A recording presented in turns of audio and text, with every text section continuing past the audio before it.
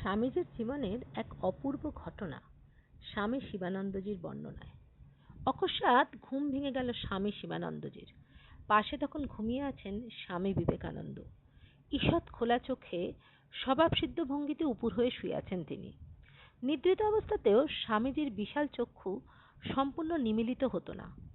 স্বামী শিবানন্দ জানতেন গুরুভ্রাতা বিবেকানন্দর নিদ্রা খুব ক্ষীণ, তাই তিনি অতি সতর্কতার সঙ্গে এপাশ ওপাশ করছেন, কারণ সেই রাতে তার চোখে ঘুম আসছিল না। তিনি চোখ দুটি বন্ধ করে চুপটি করে শুয়ে রইলেন। কিছুক্ষণ পর তিনি অনুভব করলেন কোত্থেকে তার চোখে প্রচুর আলো এসে পড়ছে। কিসের আলো? নিশুতি রাতে এমন করে আলো জ্বেলে রেখেছে কে? তবে বুঝি এই আলোর কারণেই তার ঘুম ভেঙেছে। ধীরে ধীরে চোখ খুললেন স্বামী শিবানন্দ। বন্ধ চোখ সামান্য খুলতেই তিনি দেখলেন জ্যোতিতে ভরে আছে সমস্ত ঘর, এবং এই আলোর উৎসটি বলয়ের মতো ঘিরে আছে স্বামী বিবেকানন্দর শরীরকে। দ্রুত উঠে বসলেন স্বামী শিবানন্দ। বিস্ফারিত চোখে অপলক চেয়ে রইলেন নিদ্রিত স্বামীজির দিকে। কি আশ্চর্য! ছোট ছোট ধ্যানস্থ শিবের মূর্তি ত্রিশূল হাতে স্বামীজিকে ঘিরে রয়েছে, আর ওই শিব মূর্তিগুলো থেকেই উৎসারিত হচ্ছে এই অপূর্ব আলো। এ স্বপ্ন নয় তো?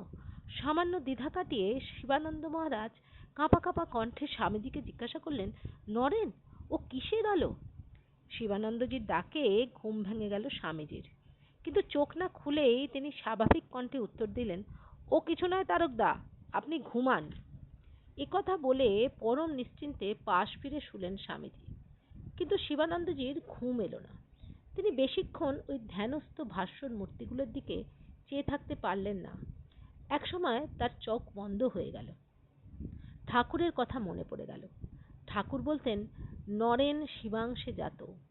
এরকম 7-5 ভাবতে ভাবতেই তিনি একসময় ঘুমিয়ে পড়লেন। সকাল হতেই শিবানন্দ মহারাজ স্বামীজিকে একটু নিভৃতে নিয়ে গিয়ে ব্যাকুল কণ্ঠে প্রশ্ন করলেন, কাল রাতে ওসব কি ছিল নরেন?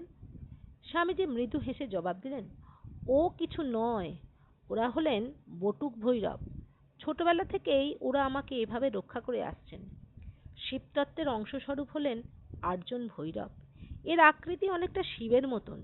শিবংশে জাত বলে এই অষ্টভৈরব শিবের সন্তান রূপে চিহ্নিত হন।